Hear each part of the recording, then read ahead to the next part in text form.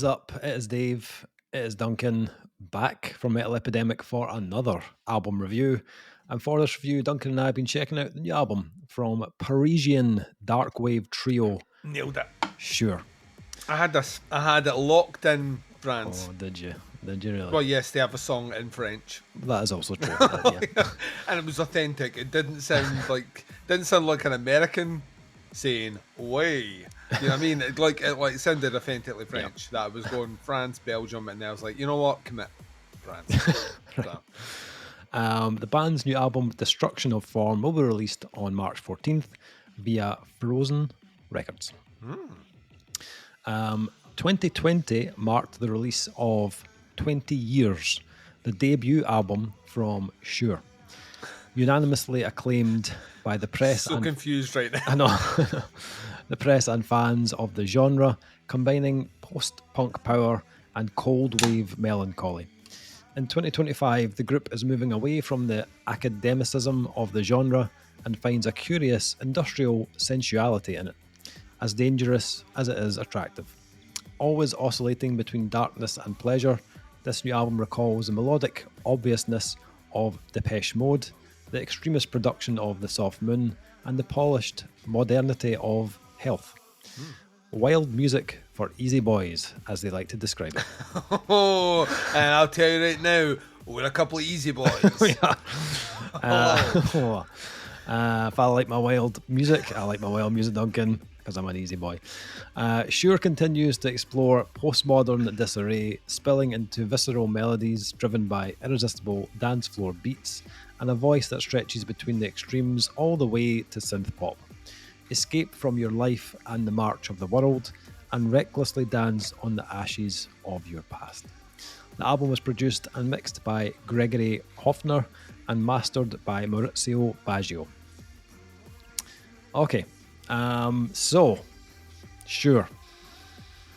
New band, for me anyway. But as soon as I saw the words French Darkwave, my interest was piqued, Duncan.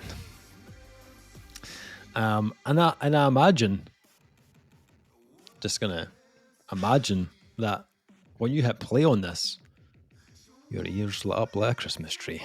Yeah, occasionally, I think over time you've become more accommodating as a curator of music to review.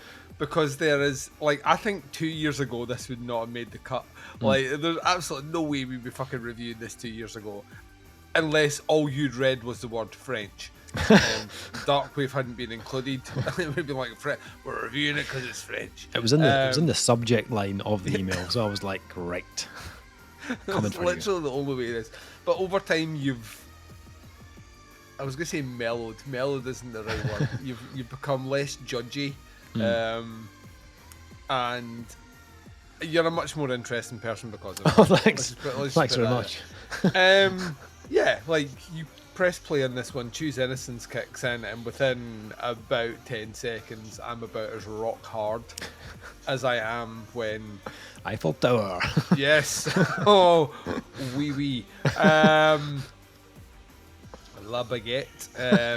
So I steal one as well, so you can fucking hit someone with. Oh, right. And let's not just fall into stereotypes. Let's not. I was in Paris last year. Lovely city. Yep. People can be a little bit obstinate and rude, but that's Paris. So yeah, 3 times I've been there now. 3 times I've been at Paris. Kind of like it. Yep. Kind of like it. You're very romantic expensive. bastard, We want to live there. Love where I live. We want to live there. So yeah, within a couple of seconds, I was excited for me. There was a part of me in the back of my head was like especially as the album went on further, and I was like, if Dave's expecting the drop, ain't coming. So I'm curious to find out where this lands. So I had not been aware of this band before, at all. I am very curious to check out the previous album. I don't do the PR, so I didn't know they had a previous album. Why spend time reading shit when I can just experience the product in its most organic setting, which is no context. Like it used to be when you used to go and just pick up an album because of the cover, and you go home and hit play, and then you realise it was Nickelback, and that was a bad choice because Roadrunner Records has sold you a lemon. So the thing was, like, Choose Innocence is so clearly inspired by Depeche Mode. I was kind of, and I like that. That's an itch I love scratched. Right, I was like, yes, you have me. Do I want a whole album of that? I don't know if I do. So we'll find out what we're going to get here. So definitely, it's within an interest of mine. What sure do well is that they don't rest on those laurels. So in terms of crafting a kind of moody 80s new wave pop banger, they have that in spades. In fact, actually, I would argue that they are incredibly good at doing it. Opening track, Choose Innocence, or even a track like Deeper, have those big kind of, those pulsating bass drum kind of hits and massive synth elements and huge soaring, like especially in Deeper, there's like the chorus is hitting notes that are just fucking awesome and just like saccharine sweet, and but the synth is adding that kind of level of ominosity, not a word, but let's use it, under the background. It's kind of oscillating between something kind of catchy and dancey and something, for lack of a better description, darkwave. I wouldn't class this as a darkwave album. I think that is maybe ill-defined. I think this is maybe, to me, it's more synthwave meets industrial. The darkwave element is very minimal on here, and it's not used on a lot of tracks. So let's break down what this album delivers well. There's breakdowns. Yeah, so like the big thing for me that it delivers is specifically the hooks. Like, this is an album full of fucking memorable choruses, big old hooks, and that's both melodically but also in what the synths are doing as well, and the instrumentation. There are repeated motifs that you're like, oh, that's cool as fuck. So you're like, like, you've got them in there, locked in. Good industrial music has that. Good synthwave has that. It has whoever's singing on it, but that person doesn't need to be singing on it because this is still be catchy as fuck because of the way the synths are played out. So sure, I've got that locked down here. And for the runtime of this album, which is just a little over 35 minutes, it never really loses sight of that, whilst at the same time giving you different versions of industrial, synthwave, darkwave, and kind of pop, kind of new wave pop. So no two tracks side by side are really doing the same thing, but they're clearly identifiable as the same band. And that's down to similar synth tones. We're not getting like fucking like the sound of a train backing up through a tunnel. You're like, no one's using silly shit on a synthesizer. It's all within a certain wheelhouse, and as a result you get a cohesive. That's what bands should do with their synths. Like, that's the element. Health are great at that. Now you sit down, you listen to a Health album. Health encapsulate maybe about 5 or 6 synth sounds in an album, and that's it. Well, that's as far as they're going. They'll do variations on it or modulate it or maybe tweak things, but it's like a core 5 or 6 sims. Sure, all over this. The second thing they do really, really well is they are rather experimental with the vocals, which I kind of love. So you get like things that are maybe more traditionally 80s. You get elements of kind of more kind of almost avant-garde 90s indie.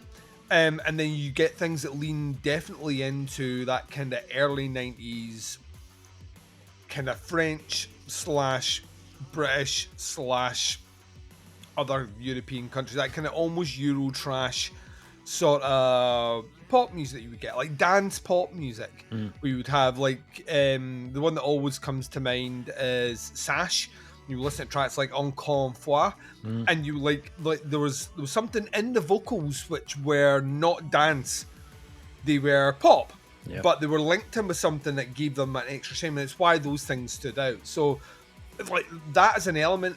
Very well done. The third thing they nail on this one is production. The production on this is fucking chef's kiss good. This is so clean you could eat your dinner off it, even if your dinner fell more than 5 seconds, and we're not being that rule. It's meticulously placed. Yeah. The leveling and the mastering on this is just awesome. Through a good set of headphones, you get the depth of synth sims, space, vocal reverb, drums. Like they're doing loads here, and it's all just making me very, very, very happy. On the back of that, you have, and we've been educating ourselves for a long time on this, Dave. There are elements of kind of this kind of post-punk that are just rippled at the edge. Yep. This is why I want to listen to the previous album, because the description from the PR is they had more of that on the previous album. I'll be curious to find out in your review, if you did your usual Davey due diligence. Davey due diligence is what I call it. The 3Ds. To go back and check that out, because those elements that are a little bit Beast Milk, a little bit Grave Pleasures, a little bit Gallows, actually, there's a more modern kind of version of that, are really well utilised, but they are fringe elements on here. Keep On Living is a great example of that, which has this kind of 80s post-punk vibe thing that just sits on the edge and frays into the music, but it never becomes a prominent aspect. It never overtakes anything you hear. It's just this kind of sweetened element on the side that you're like, it's a flavour that you're like, that's just the right amount of that, otherwise the dish would be spoiled. It's really, really well done, and they use it sparingly on this album, and it's actually used in really clever places. The compositional placement of Après la Nuit, which is something the night, my French is a bit rusty, Nuit is night, I know that much. Its placement, fucking genius, right? So it comes in at track 5, which is nominally, just about the halfway mark. And it is a moody, like, French bitch. You know what I mean? It's the kind of like, it's the sipping red wine round the dimly lit candle in the back of a crowded restaurant talking about, I don't know, overthrowing the government.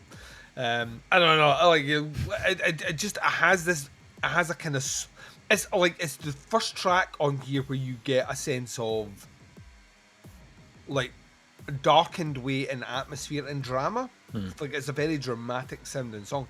Fucking great. And because it lands at the halfway mark, it splits things up, because I'll tell you right now, when swaying comes in, things are like back to a little bit of shoulder popping, a little bit of rhythm, a little bit of dance. It kicks right back in, so you need that element to break things up, which is just great compositional placement for me overall.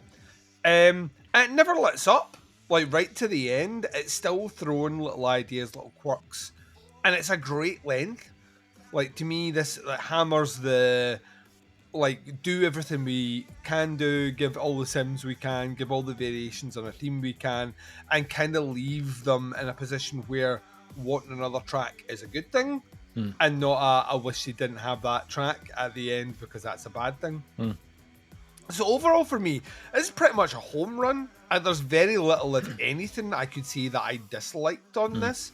I don't think they're necessarily doing anything I haven't heard done before. They wear their influences very, very cleanly on their sleeves, and those influences are used by a lot of bands that are doing this sort of music at the moment. They mention obviously bands like Health in their description. Health are huge now, and as a result of that, bands that have probably been on the go, maybe not as long as Health, but before Health became big and started really commanding attention, there's a lot of other bands been doing this. I could very easily say that, you know, Sure are bringing kind of early 2000s Gary Newman in their sound, because they are. I don't know how conscious they are of that, but that sound's there, and that sound definitely inspired a band like Health. So it's all kind of linked in there, that it's almost become lazy shorthand for reviewers to say, well, they sound like Health, but they do, right? And that's not a bad thing. Health are, to me, one of the biggest industrial bands on the planet right now in terms of importance.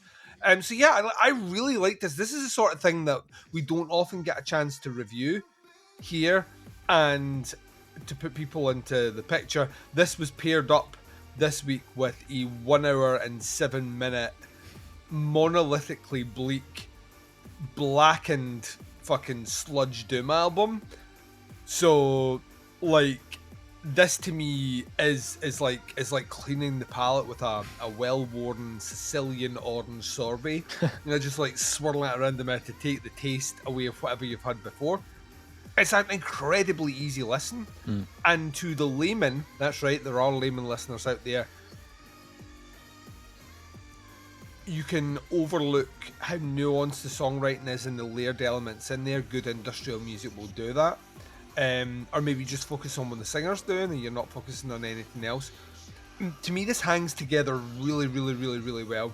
And whilst, like I say, I can clearly identify the influences, at the same time, I wouldn't say that they are a band that is just paying homage to all those bands. I think they've co-opted that identity in a way to make it their own, and delivered something really satisfying to listen to. So yeah, this for me, Dave, if you were looking to see if it resonated with me, and you know how to say resonate, you say Reznor.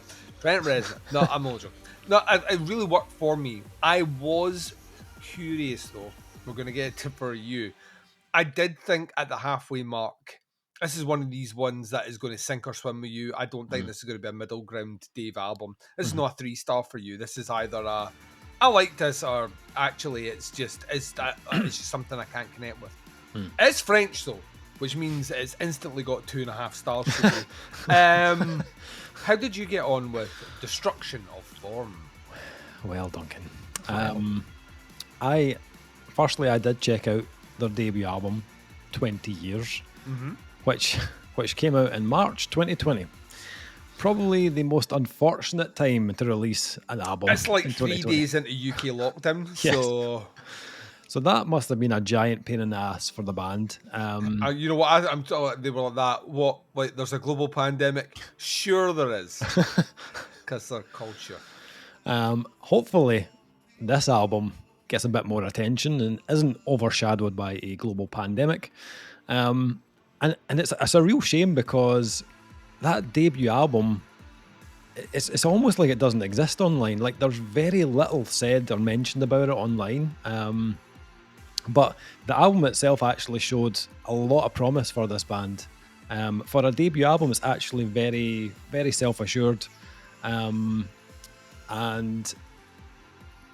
Destruction of Form, which is now coming in 5 years later, it's kind of a different beast.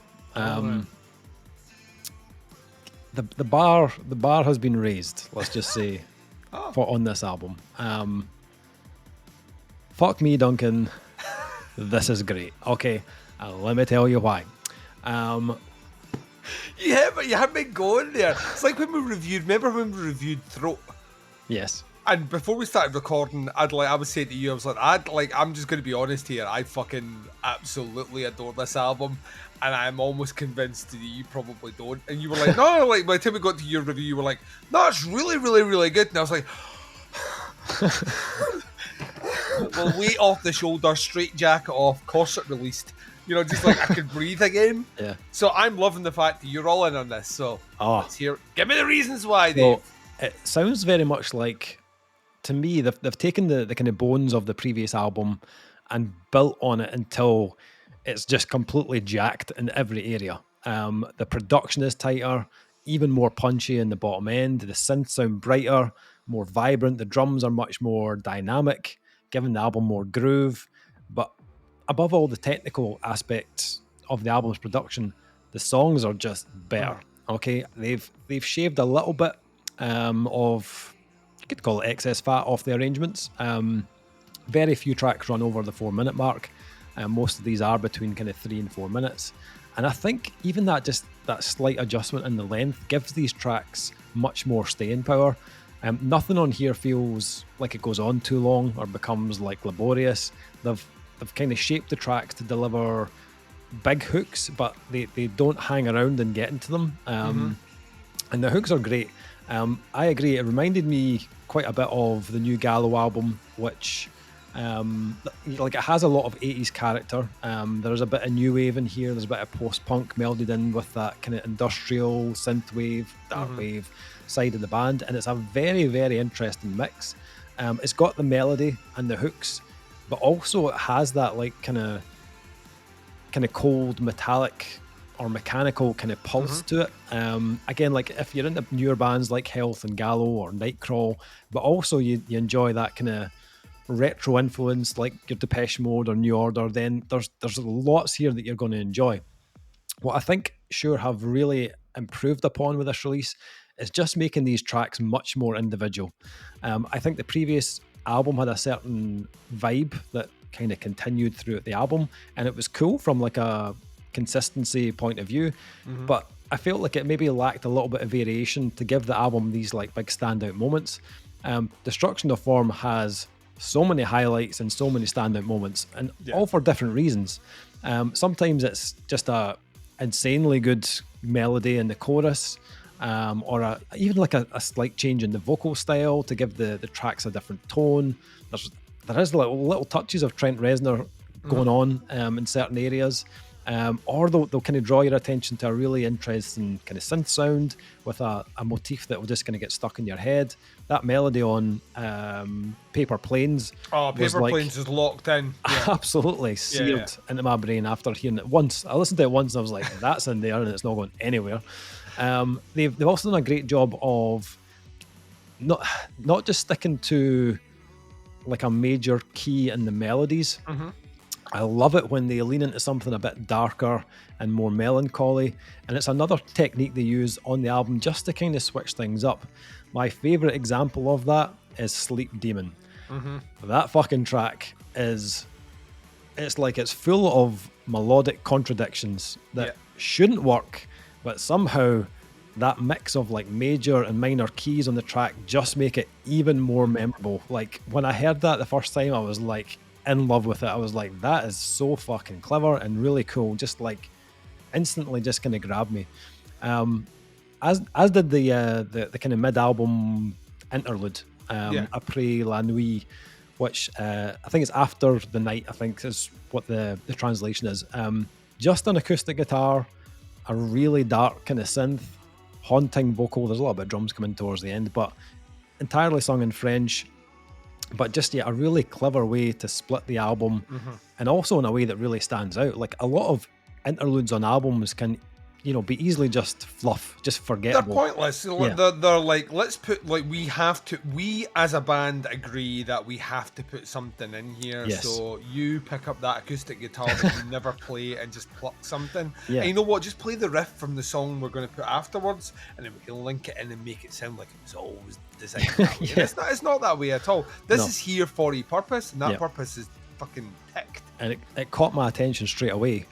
Even just how like they've switched it in and making it a more kind of organic kind of sound on that track. So they strip out all the elements you get everywhere else on the album. So by its default, they could be playing something like much more aggressive sounding, but because they're not using any of the kind of digital wizardry they're using elsewhere, it will stand out by its nature. Yeah.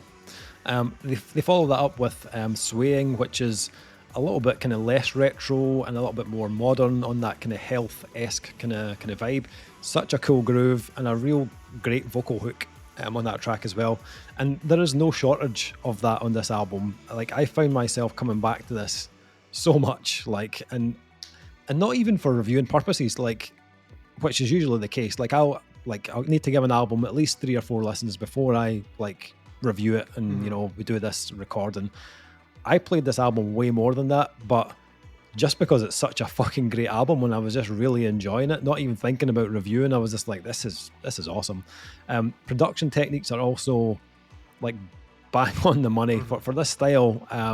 Gregory Hofner did the production. He's in the band, and he's got like just the perfect balance in the production. It's got the kind of retro kind of attributes that you feel that kind of like tinge of nostalgia, but it's also got that punch to it that makes it feel more kind of on the modern side as well.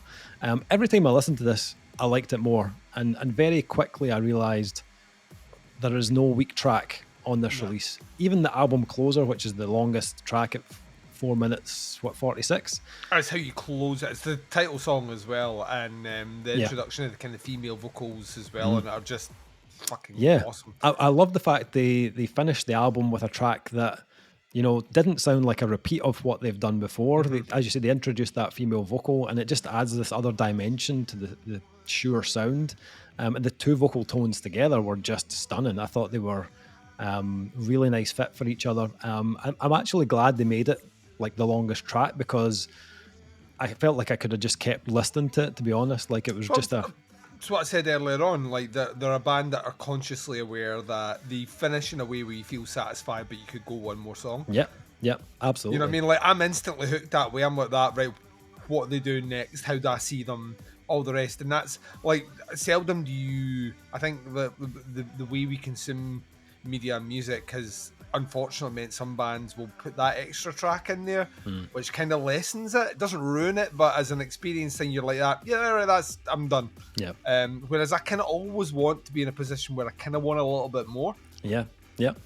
I mean, if you hadn't guessed by now, like, I think this is fucking great. From a band that weren't even on my radar at all, like, never mind 2025, like, had never heard of this band. They have left me hella impressed with this release. And I've said it before, like, this is why I do this. Like, I love, like, finding a gem like this, like a French darkwave band that have just dropped an album like this, like, magnifique, Duncan. It's magnifique. Let's get to the scores, Duncan. What are we rating this album? What are you thinking? Thank. Can you count in French? Cinq. Cinq. That is right, isn't it? It's un, deux, trois, quatre. Cinq, cinq, yeah. Yeah, you're correct. Cinq. Cinq, excellent. There's, like you said, that you hit the nail on the head.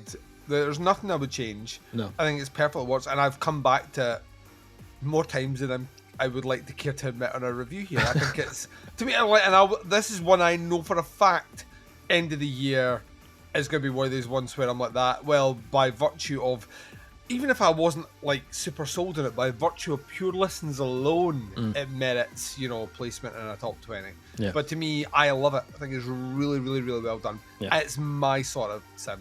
So yeah, 5. Yeah, last year I was like this close to giving Twin Flames by GVLLOW a 5. Like, I was That's like, right, yeah. I was just marginal. I really enjoyed that album. I felt there was like a couple of moments where it maybe just kind of lost me or wasn't, you know, as strong throughout. Destruction of Form gave me everything I wanted. Like, it is memorable, it is varied, it's hooky. It's got some absolutely like killer grooves on it and a production that has character. I couldn't find a flaw in this. Like, for me personally, I thought this was fantastic front to back. It just delivers in such a big way, and for that reason, it's getting a 5 from me now. Is this the first time you've ever given like what I would class as an industrial album a 5? You didn't give Health. No. Is this your first? I was like, live and breathe, ladies and gentlemen. I've finally worn them down. Maybe. Yeah, because I think I gave Crueler a 4.5 as well. I think maybe, possibly. I'm so happy right now. Yeah, this is awesome. I loved this, like, really did. And I went back to it again. Like, I'd done all my listens and my extra listens, and today I was like, I'm going to listen to that again. Don't even need to, because I'm like so this set. This is just for me. Yeah, exactly. Just Davey's time with this album now. That's amazing. Yeah, thought this was great. Really enjoyed it. So, Sure and Destruction of Form out on the 14th of March on Frozen Records. Links below to the band, the pre-order, the Bandcamp, one of the singles. Have a listen, check it out. I thoroughly recommend this. Like, just this is awesome. Yeah, so much fun. That's the review. Thank you for checking it out. We'll be back with another review very soon. But until then, take care. Speak to you soon. Bye, everyone.